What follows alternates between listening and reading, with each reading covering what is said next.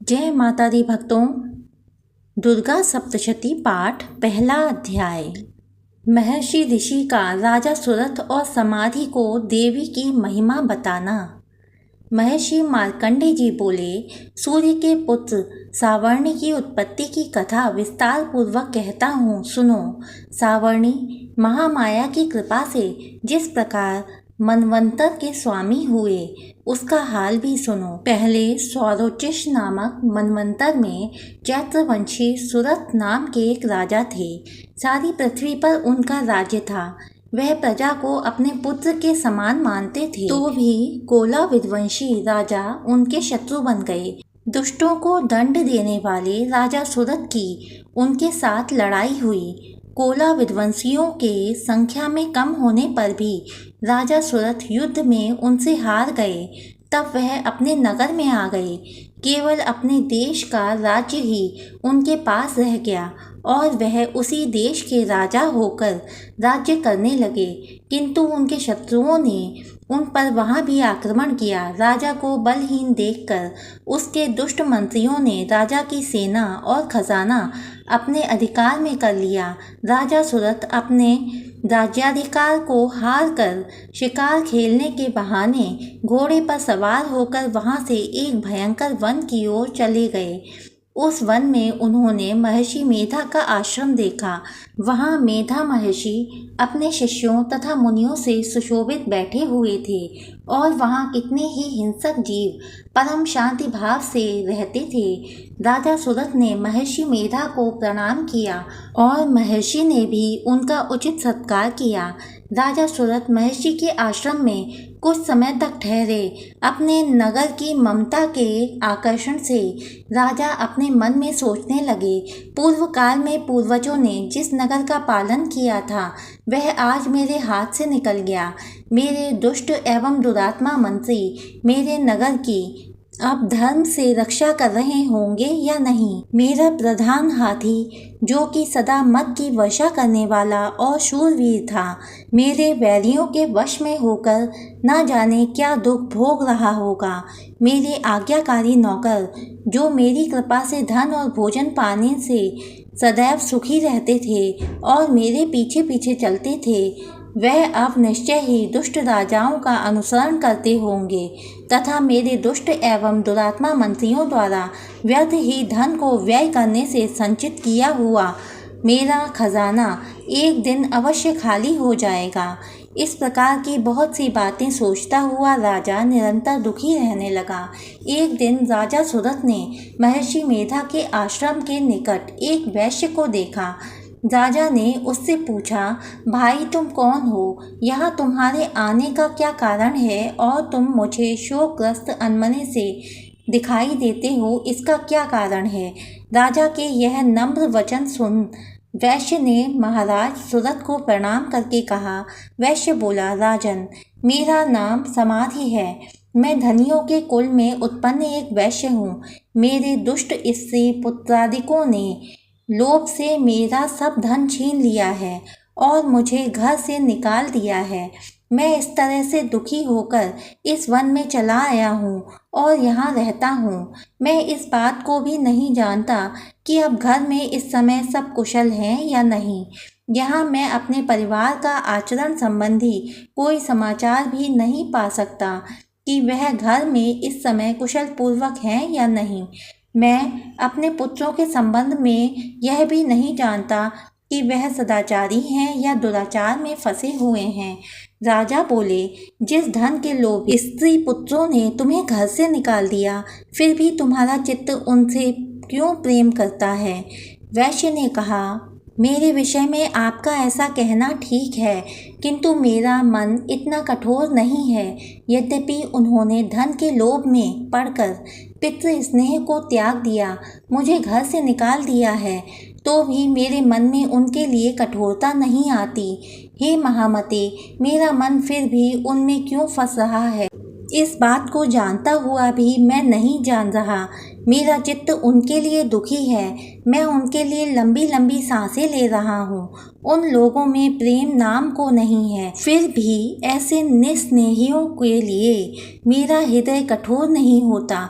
महर्षि मार्कंडेय जी ने कहा, हे ब्राह्मण, इसके पश्चात महाराजा सुरथ और वह वैश्य दोनों महर्षि मेधा के समीप गए और उनके साथ यथा योग्य न्याय संभाषण करके दोनों ने वार्ता आरंभ की। राजा बोले, हे भगवान, मैं आपसे एक बात पूछना चाहता हूँ, सो आप कृपा करके मुझे बताइए। मेरा मन मेरे अधीन नहीं है, इससे मैं बहुत दुखी हूँ।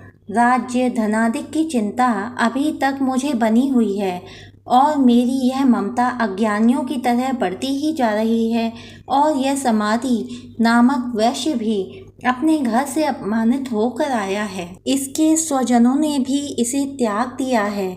स्वजनों से त्यागा हुआ भी यह उनसे हार्दिक प्रेम रखता है। इस तरह हम दोनों ही दुखी हैं। हे महाभाग, उन लोगों के अवगुणों को देखकर भी हम दोनों के मन में उनके लिए ममता जनित आकर्षण उत्पन्न हो रहा है। हमारे ज्ञान रहते हुए भी ऐसा क्यों है? अज्ञानी मनुष्यों की तरह हम दोनों में यह मूर्खता क्यों है? महर्षि मेधा ने कहा, विषम मार्ग का ज्ञान सब जंतुओं को है। सबों के लिए विषय पृथक पृथक होते हैं। कुछ प्राणी दिन में नहीं देखते और कुछ रात को, परंतु कोई जीव ऐसे हैं जो दिन तथा रात दोनों में देख सकते हैं। यह सत्य है कि मनुष्यों में ज्ञान प्रधान है, किंतु केवल मनुष्य ही ज्ञानी नहीं होता, पशु पक्षी आदि भी ज्ञान रखते हैं। जैसे यह पशु पक्षी ज्ञानी हैं, वैसे ही मनुष्यों का ज्ञान है, और जो ज्ञान मनुष्यों में है वैसे ही पशु पक्षियों में है, तथा अन्य बातें भी दोनों में एक जैसी पाई जाती हैं। ज्ञान होने पर भी इन पक्षियों की ओर देखो कि अपने भूख से पीड़ित बच्चों की चोंच में किस प्रेम से अन्न के दाने डालते हैं। हे राजन, ऐसा ही प्रेम मनुष्यों में अपनी संतान के प्रति पाया जाता है। लोभ के कारण अपने उपकार का बदला पाने के लिए मनुष्य पुत्रों की इच्छा करते हैं और इस प्रकार मोह के गड्ढे में गिरा करते हैं। भगवान श्री हरि की जो माया है, उसी से यह संसार मोहित हो रहा है। इसमें आश्चर्य की कोई बात नहीं है, क्योंकि वह भगवान विष्णु की योग निद्रा है। यह माया ही तो है जिसके कारण संसार मोह में जकड़ा हुआ है। यही महामाया भगवती देवी ज्ञानियों के चित्त को बलपूर्वक खींचकर मोह में डाल देती है और उसी के द्वारा संपूर्ण जगत की उत्पत्ति होती है। यही भगवती देवी प्रसन्न होकर मनुष्य को मुक्ति प्रदान करती है। यही संसार के बंधन का कारण है तथा संपूर्ण ईश्वरों की भी स्वामिनी है। महाराजा सुरथ ने पूछा, भगवान, वह देवी कौन सी है जिसको आप महामाया कहते हैं? हे ब्राह्मण, वह कैसे उत्पन्न हुई और उसका कार्य क्या है? उसके चरित्र कौन कौन से हैं? प्रभु, उसका जैसा प्रभाव हो, जैसा स्वरूप हो, वह सब ही कृपा करके मुझसे कहिए, मैं आपसे सुनना चाहता हूँ। महर्षि मेधा बोले, राजन, वह देवी तो नित्य स्वरूपा है। उसके द्वारा यह संसार रचा गया है, तब भी उसकी उत्पत्ति अनेक प्रकार से होती है। वह सब आप मुझसे सुनो। वह देवताओं का कार्य सिद्ध करने के लिए प्रकट होती है। उस समय वह उत्पन्न हुई कहलाती है। संसार को जलमय करके जब भगवान विष्णु योग निद्रा का आश्रय लेकर शेष शैया पर सो रहे थे, तब मधुकैटभ नाम के 2 असुर उनके कानों के मैल से प्रकट हुए और वह श्री ब्रह्मा जी को मारने के लिए तैयार हो गए। श्री ब्रह्मा जी ने जब उन दोनों को अपनी ओर आते देखा और यह भी देखा कि भगवान विष्णु योग निद्रा का आश्रय लेकर सो रहे हैं, तो वह उस समय श्री भगवान के जगाने के लिए उनके नेत्रों में निवास करने वाली योग निद्रा की स्तुति करने लगे। श्री ब्रह्मा जी ने कहा, हे देवी, तुम ही स्वाहा, तुम ही स्वधा और तुम ही वशटकार हो। स्वर भी तुम्हारा ही स्वरूप है। तुम ही जीवन देने वाली सुधा हो। नित्य अक्षर प्रणव में अकार, उकार, मकार, इन तीनों में माताओं के रूप में तुम ही स्थित हो। इनके अतिरिक्त जो बिंदुपथ अर्धमात्रा है जिसका कि विशेष रूप से उच्चारण नहीं किया जाता है। हे देवी, वह भी तुम ही हो। हे देवी, संध्या, सावित्री तथा परम जननी तुम ही हो। तुम इस विश्व को धारण करने वाली हो। तुमने ही इस जगत की रचना की है और तुम ही इस जगत का पालन करने वाली हो और तुम ही कल्प के अंत में सबको भक्षण करने वाली हो। हे देवी, जगत की उत्पत्ति के समय तुम सृष्टि रूपा होती हो, पालन काल में स्थित रूपा हो और कल्प के अंत में संहार रूप धारण कर लेती हो। तुम ही महाविद्या, महामाया, महामेधा, महारात्रि और मोहरात्रि हो। श्री ईश्वरी और बोध स्वरूपा बुद्धि भी तुम ही हो। लज्जा, पुष्टि, तुष्टि, शांति और क्षमा भी तुम ही हो। तुम खड्ग धारणी, शूल धारणी, घोर रूपा तथा गदा, चक्र, शंख और धनुष के धारण करने वाली हो। बाण, भुशुंडी और परिघ यह भी तुम्हारे ही अस्त्र हैं। तुम सौम्य और सौम्यतर हो। यही नहीं बल्कि जितनी भी सौम्य और सुंदर वस्तुएं इस संसार में हैं, उन सबसे बढ़कर सुंदर तुम हो। पर और अपर सबसे पर रहने वाली सुंदर तुम ही हो। हे सर्वस्वरूपे देवी, जो भी सत असत पदार्थ हैं और उनमें जो शक्ति है वह तुम ही हो। ऐसी अवस्था में भला तुम्हारी स्तुति कौन कर सकता है।